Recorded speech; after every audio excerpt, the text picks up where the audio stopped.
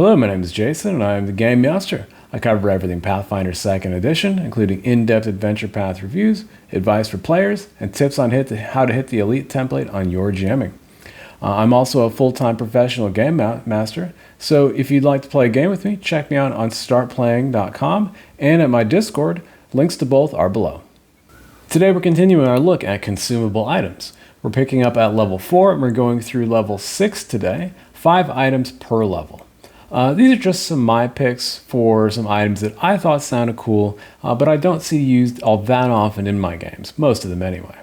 A lot of these are kind of like insurance policies. You may not use them all the time, you may not need them right away, but when the unexpected happens, you're going to be very thankful you had one of these in your stash. Some of them you may have heard of and some not. So if you like the look of any of them, ask and maybe they'll be available for sale in your next session. Once again, I'm not including things like poisons or bombs or ammunition because I feel like those are sort of their own thing. I'm also including just things of common rarity and items that appear not just in adventure paths, as I wanted things that most people will have access to. So, without further ado, let's get going. Level 4 starts with Ghost Oil. This is a pretty commonly used one, but it does bear mentioning early on because it's going to be critical if you're facing anything incorporeal. Regular weapons do very little damage to incorporeal creatures, and while Ghost Touch runes are the permanent solution to this problem, sometimes they aren't available or you just don't have the money to purchase them early on. Taking on one of these creatures without the ability to hit them as hard as you should be is functionally giving them a whole lot of extra hit points. And every round that they're still up and acting is one that they're trying to kill you. These types of creatures are tough enough with being able to fly through walls and PCs, making it very difficult to lock them down, especially at early levels. So if you don't have something giving you Ghost Touch, this is going to be a real pain for you. It's never a bad decision for at least the melee fighters to have one of these in their back pocket until they gain access to those Ghost Touch runes. Potion Patch is another way to compress actions in combat. By taking 1 minute, you can prepare and affix a patch to you, so that later on, with one action, you can activate it. If the level of the potion that you can use depends on the level of the potion patch, but even the lesser version of this works up to 10th level, which is plenty good for only 20 gold. Activating this does retain the interact trait, so watch out for reactive strikes before you use this. This is where you put your biggest healing potion, or something that will take the place of a spell that your spellcaster doesn't feel like preparing that day or just can't. Resistance spells, that kind of stuff works well for this purpose, especially if you don't have a prepared caster in your party and they can't switch out things every day. Taking the load off spellcasters and letting them pick other damage or utility spells, it helps to make sure that you're covering all your bases. Adventure paths are usually good about telegraphing what kind of monsters you're going to be facing, but just in case it wasn't this time, or if you're playing in a homebrew campaign, you never know what's going to be around the corner. So use a potion patch to cover up any kind of weak spots in your game. Recon is always a good idea when you're in a dangerous area, but it is a big gamble. Until you get to things like invisibility, relying on just stealth is a big risk. Druids or anyone who can turn themselves into animal forms are probably your best bet, relying on the fact that it's not really realistic for enemies to just start killing random bats or spiders or something like that. If you don't have access to those things though, give the shrinking potion a look. This potion gives you the effect of the shrink spell, which will make you tiny for 10 minutes. How much this helps is kind of GM dependent, of course, but I think it's completely reasonable to think that this will help you hide and watch and listen to see what the monsters are up to. Players really want to recon. They like it. They think it's kind of fun. And they want to get any kind of advantage that it's possible for them to get, of course. And I feel like at times, stealth is somewhat weak if it's run purely as written. If players are willing to spend the money to get one of these and put together a really good plan to scout smartly, I'm willing to give them the benefit of the doubt to up their chances and give them their ability to get what they want. As GMs, I find it much more interesting to give them a little bit of info and then see what they do with it. Obviously, I'm not telling them everything because that's no fun either, but giving them something to work with and then watching the gears turn is very satisfying for me as a GM. So I think that's something that really helps sort of like bring the table together, I think, is coming up with these plans. And when they work, it's super satisfying. This next item has probably the best flavor of one that I've encountered so far. And because there's no real way to express that you don't like somebody better than using an explosive missive. You write a message or draw a picture, and through like the theme or the tone of what you're saying determines the type of elemental damage that explodes out of this thing when you open it. There's nothing quite like taking the time to draw a dick butt to your least favorite 5,000-year-old lich and then have it explode into a bunch of acid right into his face as he opens it. There's a bunch of these missive items as well, and some of them can give really useful bonuses to your party. There's nothing that says nothing about a minimum distance you need to be, so you can just be all sitting around the campfire writing each other love letters, which, face it, I know you've always wanted to do during the course of an RP session. Sure Step gives you a workaround to something that I think we've probably all forgotten at least once, and that's the fact that you can't step onto difficult terrain. The balance check gets a +1 too, but balance checks don't really come up that much, at least not in my games. But the being able to step is actually quite nice. If you're running into creatures with reactive strikes, and for whatever reason it's difficult terrain as well, it's gonna be really annoying for people that want to step and want to get away, but they're gonna trigger that strike no matter what they do. It also keeps you from being flat-footed on uneven ground as well, which is kind of rare too, but it's actually really effective if you have somebody who can cause uneven ground, or if a situation has it, it actually makes a big difference. So not having to worry about this is quite nice. Level 5 starts off with a way to succeed on those pesky disease checks. Anybody who's had to deal with diseases in PF2E knows that they are stubborn and debilitating. Their effects are nasty and long-lasting. So being inflicted with these in combat can lead to a spiral that's really difficult to pull out of. This is when you need a Fulu of the Stoic Ox. This very dramatically named talisman is affixed to your armor and is a free action to use. If you're forced to make a save versus a disease, you can use this talisman to give you a +2 to the triggering check and to every other check to the same disease for 1 minute. With diseases having a very long time between checks, from a day to a week I think is most of them, falling prey to one of them can be very difficult if you're far out of civilization or deep down in a dungeon.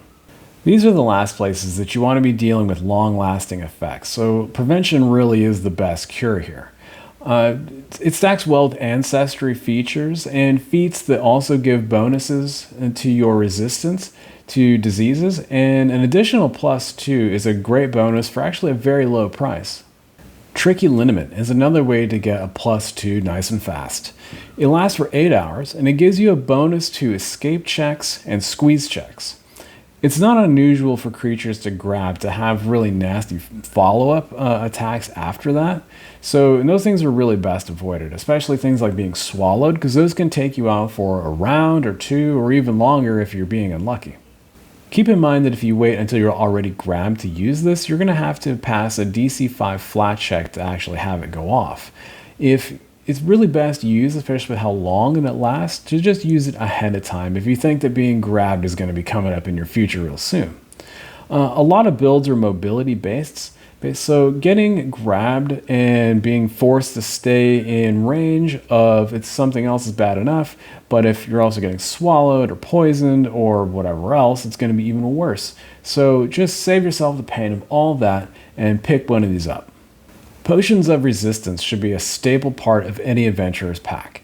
Energy attacks are very common in Pathfinder, and over the course of a combat, these can save you double-digit numbers quite easily, even at their lowest levels. Prepared casters, unless they know this is coming, are unlikely to just prepare this on a whim, and I doubt that very many spontaneous casters are going to have this ready unless you're playing in a campaign that has like a whole bunch of elementals or something like that. Again, this is something used with a bit of foreknowledge ahead of time because you do need to select what type of energy it's going to be resistant to when you're purchasing it. Recall knowledge is a very useful skill, and so make sure you're using it frequently. As a GM, I do let people make these recall knowledge checks, even if they haven't seen something with their own eyes, as long as they've at least heard about it. Although I usually make the DC a little bit higher if that's the case. It doesn't really cost you anything either, so there's really no reason to not be using recall knowledge pretty frequently. Even if you're in combat, it makes for a great third action if you're struggling to think of what to do with that third action. It isn't just like a max level map attack or something like that.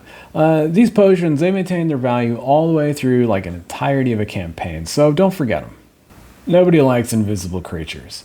You're off guard to them, flat check to hit them is really annoying, and you probably didn't even prepare Revealing Light today, did you? And something like a wisp that's just naturally invisible, it's going to be a real rough time, unless you have an Oil of Revelation handy. Once you've applied the Oil of Revelation to your weapon, all you need to do is deal any kind of damage, and then the creature will be now hidden instead of being invisible. Being hidden is still a pain, but it's a heck of a lot better than undetected. This also solves creatures who want to turn invisible and then go till their big boss dead that you're here and let them get all ready for you. Mini boss sorts of creatures too can oftentimes have invisibility, and so typically one of my favorite tactics is to cast invisibility and then go around and try and flank and stab that squishy spellcaster in the back. One of my personal favorites. So if they'll at least know they can hear them coming, that's going to work a lot better for the players than just being straight up undetected. If they have a sneak attack, this can lead to them being crit and a lot of extra damage, possibly going down, and then you're playing catch up for the next round or two.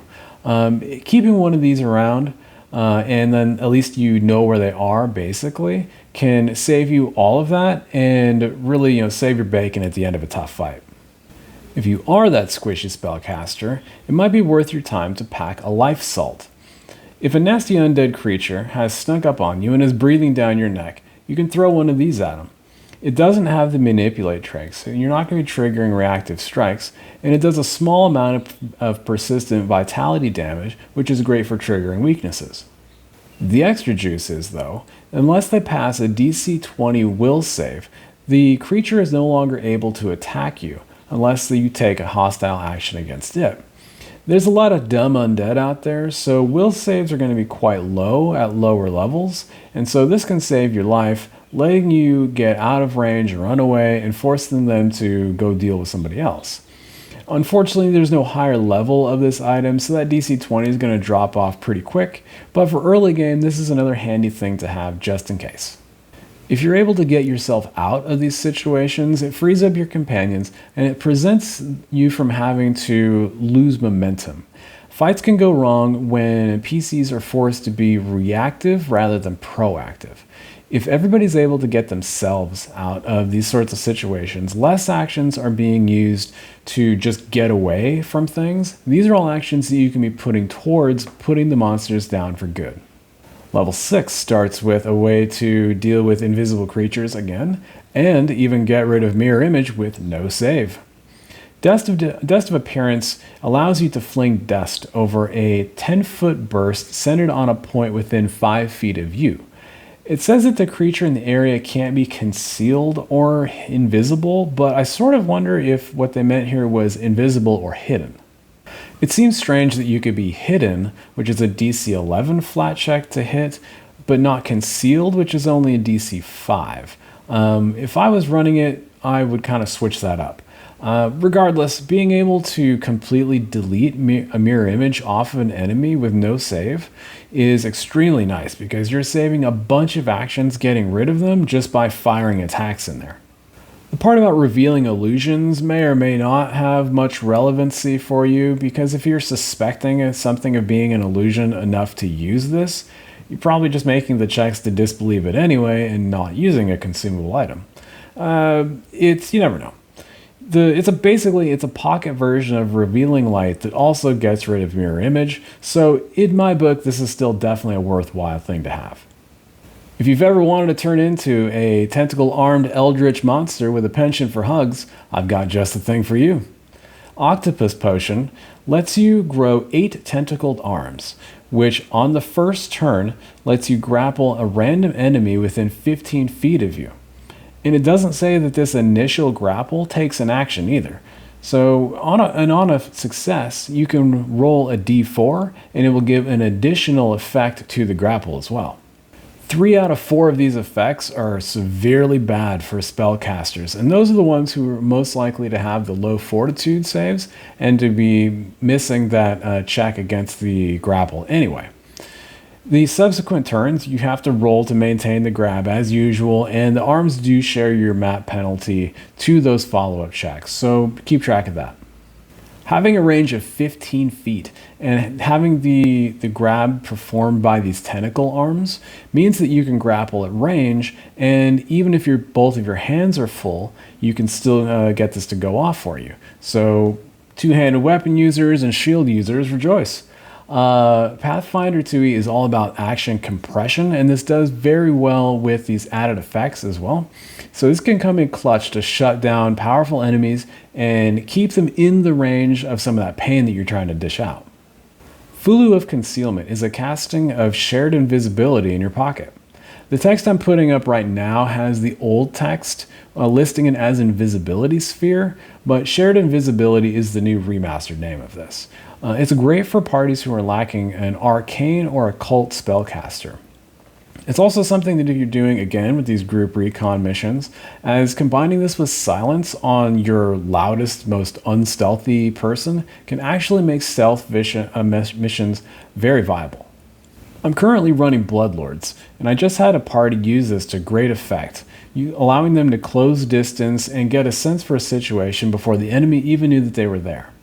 One thing to keep in mind is this only is going to work if the group that you're trying to use it on, the group of creatures you're trying to be concealed from, I guess I should say, are all of the same type, whether it's humanoids, animals, fiends, something like that.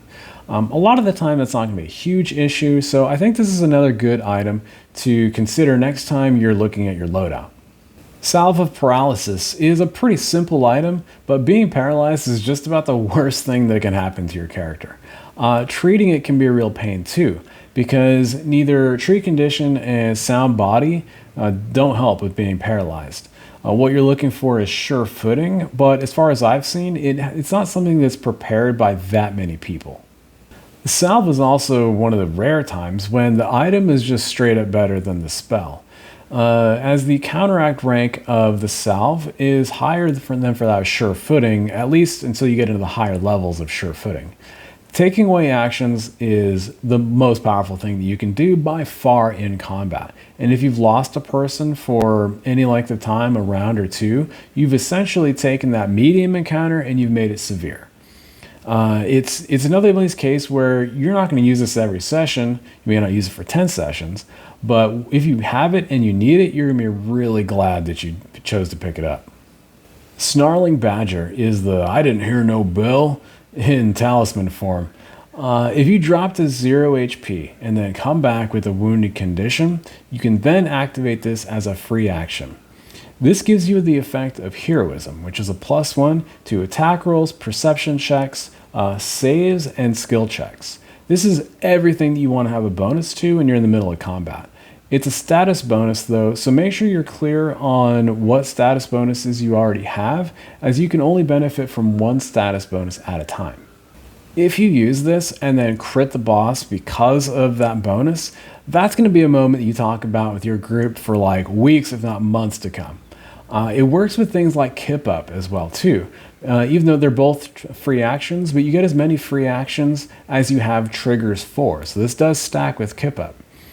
I love items that give players a chance for these epic moments that can completely turn around a combat, because moments like that, times like that, are the reason why we play these kinds of games.